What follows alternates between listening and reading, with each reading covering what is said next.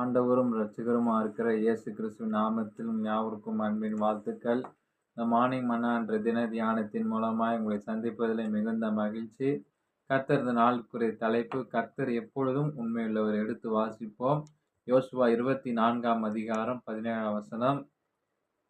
நம்மையும் நம்முடைய பிதாக்களையும் அடிமைத்தன வீடாகிய எகிப்து தேசத்திலிருந்து புறப்பட பண்ணி நம்முடைய கண்களுக்கு முன்பாக பெரிய அடையாளங்களை செய்து நாம் நடந்த எல்லா வழிகளிலும் நாம் கடந்து வந்த எல்லா ஜனங்களுக்குள்ளும் நன்மையை காப்பாற்றினர் நம்முடைய தேவனாய கர்த்தர் தாமே.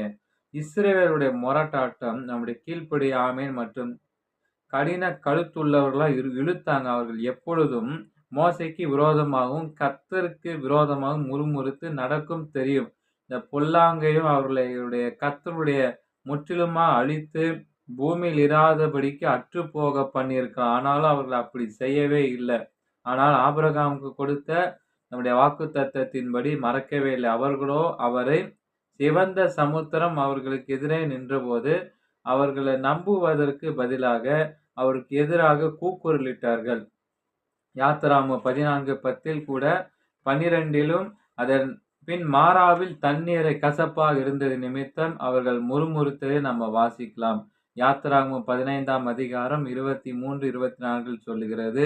மன்னாவை குறித்து தங்கள் வெறுப்பை அவர்கள் வெளிக்காட்ட தயங்கவே இல்லை. ஆனா யாத்திராகமம் 16 இந்த காரியங்கள் கர்த்தர் அதிகமாய் விசனப்படுத்தியும் அவர் பொறுமையுடன் 200 இருந்து வனாந்தரத்தில் ஒரு 40 வருடங்கள் அவர்களை போஷித்து பாதுகாத்து கானானுக்கு கொண்டு சேர்த்தார்கள். இரவிலே அக்கினி ஸ்தம்பமாக, பகலிலே ஒரு மேக ஸ்தம்பமாக அவர்களை நடத்தி அவருடைய கிருபைகள் தான் எத்தனை மேன்மையானது.